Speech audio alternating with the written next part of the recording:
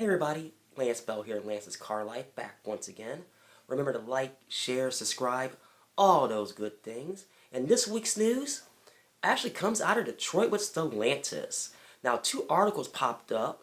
Now, I'm going to go over both of them with you. Now, the first one, as I look at my screen here, it says Stellantis offers salaried workers buyouts and move to electric vehicles. Now, it says here, I'll read some of the article. It says the maker of Jeep SUVs and Ram pickup trucks is offering buyouts to pension-eligible salaried employees in the United States as part of the transition forward toward an electrified vehicle lineup.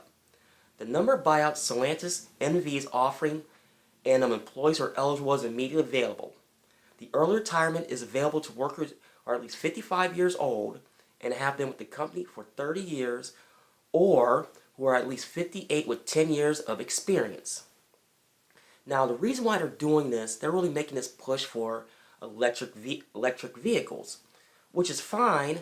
Actually, said they're going to invest $35.5 billion in the plug-in, hybrid, and all-electric vehicles by 2025. Now, it says here Stellantis is aggressively moving forward on this journey to become the market leader in low-emission vehicles, the company said in a statement. Now,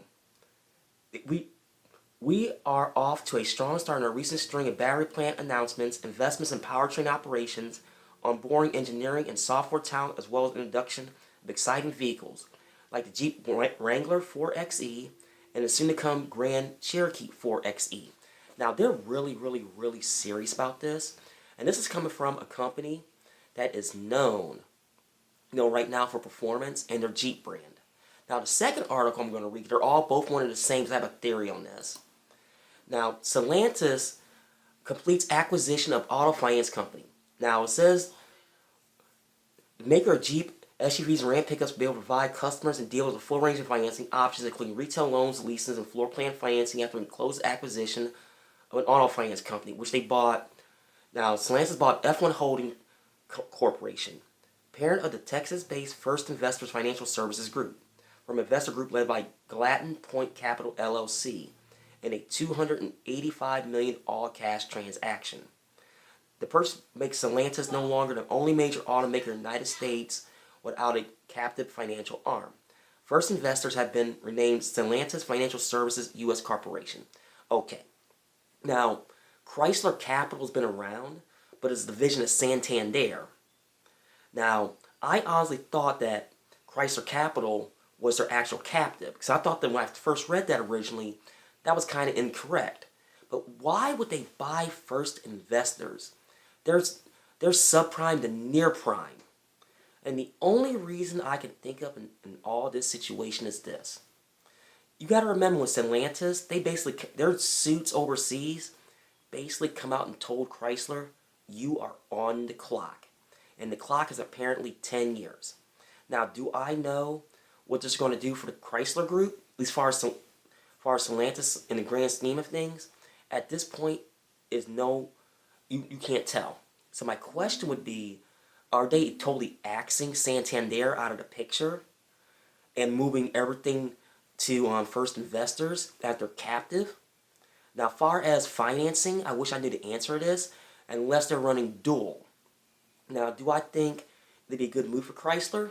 Like I said, time will tell, unless they're really going after that subprime market with their vehicles. Now, with them going to plug-in and electrics, it's going to be interesting to see with Chrysler. Now, if you look at their makeup right now, this has been talked about across multiple YouTube channels and internet articles. They're basically down to the following. Their Jeep brand, which is their crown jewel. Ram trucks, which are selling very well. Now, their cars, they got the 300 and the Charger. Now, you can only sell so many muscle cars to so many people, but it comes back to they don't have a small car that people want to buy. And the Chrysler side is just a mess. You just got the Chrysler Pacifica. Now, I don't know what type of lineup they're going to have in the next 5 years, because let's get real. The 300 and basically the Charger are on the ropes right now as far as production. They've been around for 15, 16 years now. So they got to get their act together. Now, I don't know if they're going to look at... Let me phrase this. Let me start over. I honestly think they can make their money like what GM, General Motors used to do back in the day. with GM Financial. With GM Financial, you got to remember, they were a mortgage company that sometimes sold cars.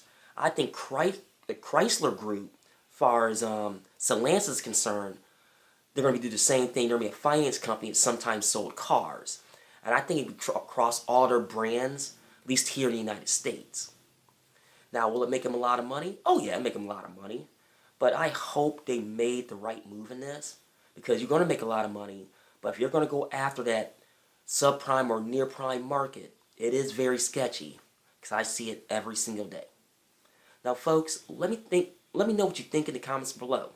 Am I right? Am I wrong? Got some insights? Let me know. Like I said, remember to like, share, subscribe, all those good things. And this is Lance of Lance's Car Life.